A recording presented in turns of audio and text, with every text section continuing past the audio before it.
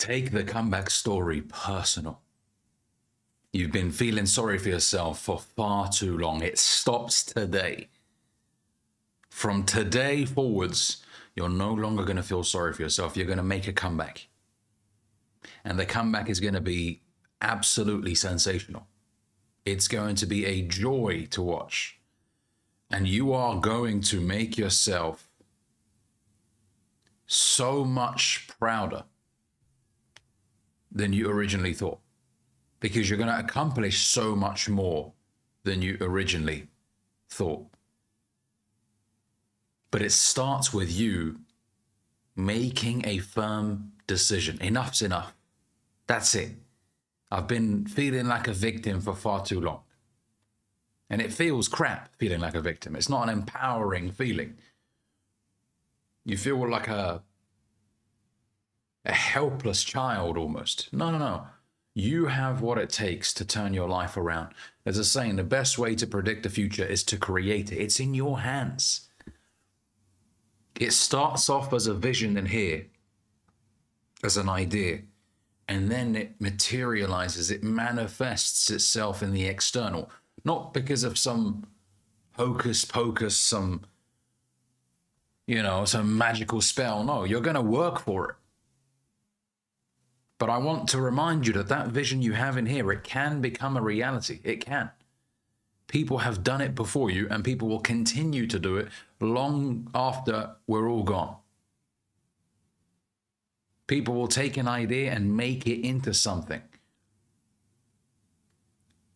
Through sheer desire and willpower and a ridiculous work ethic, you can make any dream become a reality. You absolutely can. The people that have done it before you are not better than you.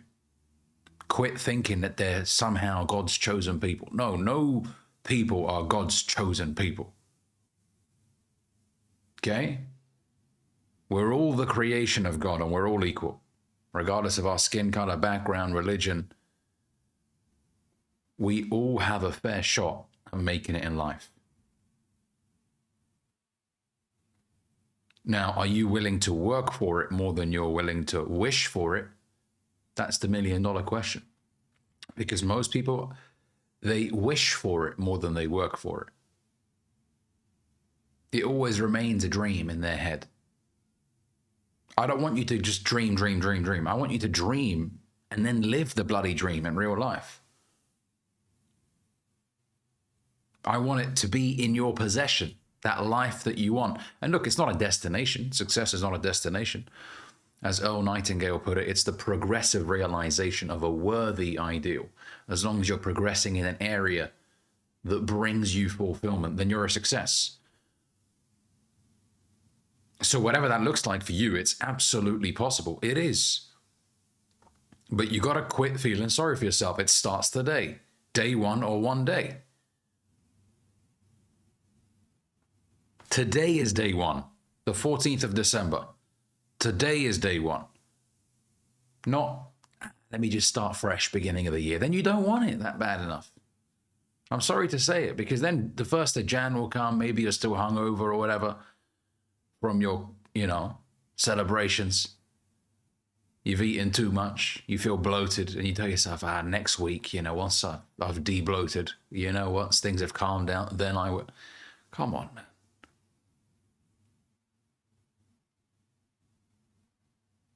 It's possible. Look, it's possible.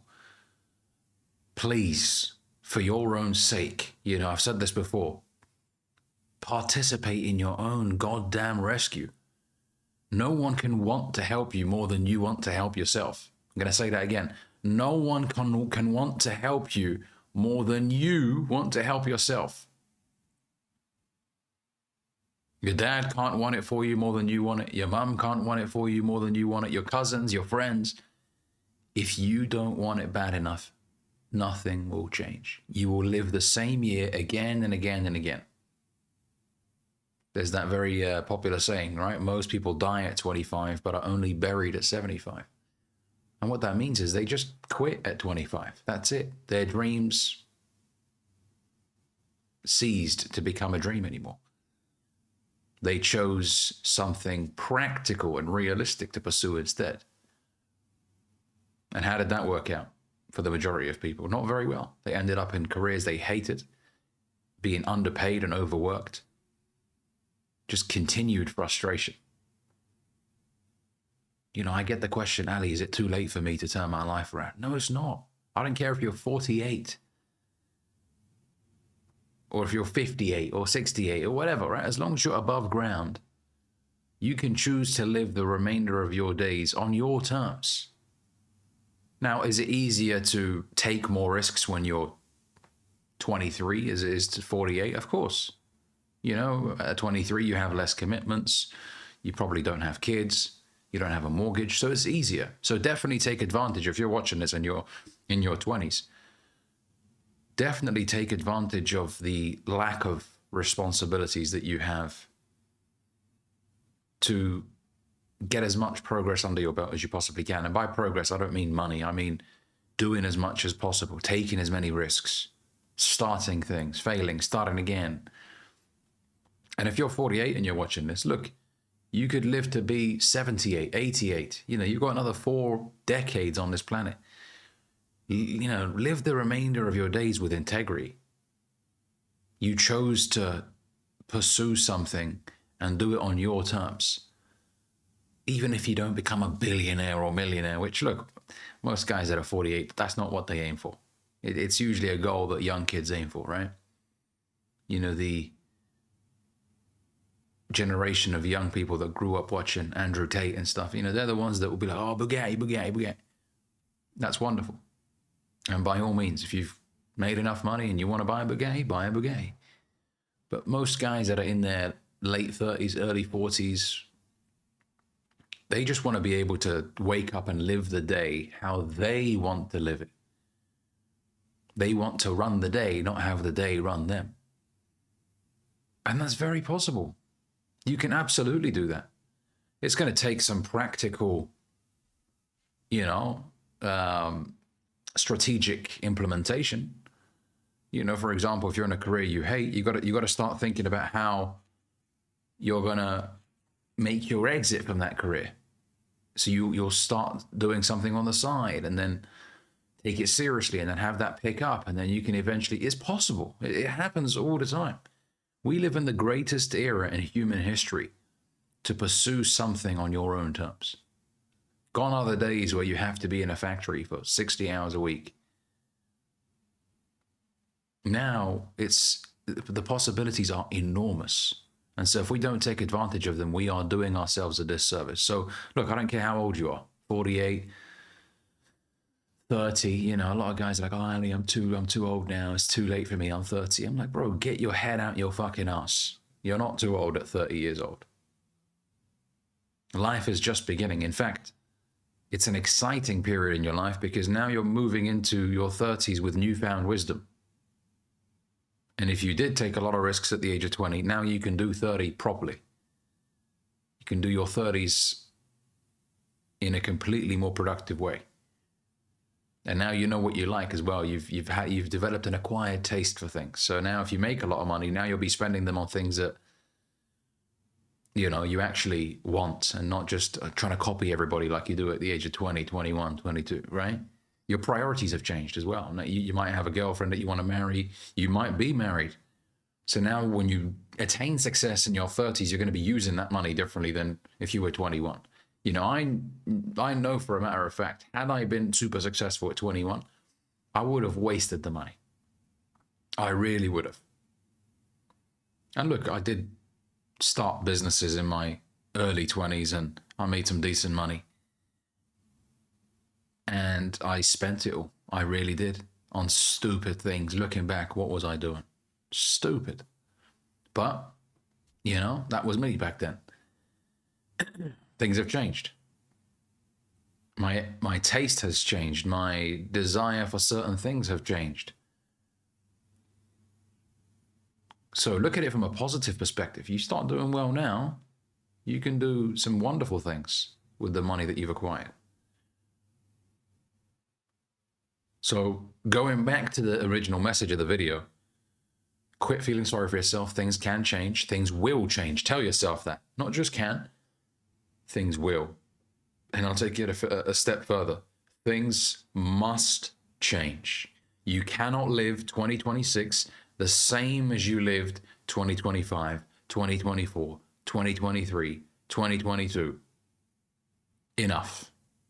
If the last few years have not been fruitful for you, you've been left unfulfilled, disappointed, well, things have to change going into 2026. You can't be the same guy and expect different outcomes to yourself. That is what we call the definition of insanity. Doing the same thing again and again and again, expecting different outcomes. That's it. Khalas, stop. Do something drastic. You're in a job that's been chaining you down, but you don't want to leave because of comfort. I would say, and look, I'm not a career coach, if you want to call me that, but I would say do something drastic. Pull the plug. You know, move in with your family temporarily if you have to, just to minimize your expenditure. Do something drastic, because some of you guys, you're imprisoned by the comfort of your current life. I'm going to say that again. Some of you guys are imprisoned by the comfort of your current life. There's a saying, good is the enemy of great. That's a good job. At least it's a good job. Good is the enemy of great. This good job could rob you from becoming great at something, because it pays you enough to cover the bills, maybe go on 1 or 2 holidays a year. And so it kills your drive. It kills your hunger.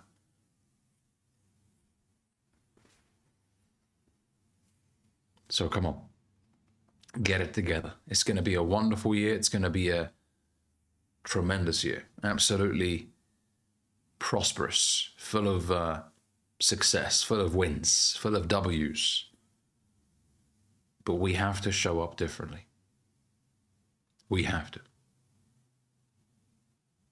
The same actions lead to the same outcomes. Things have to change.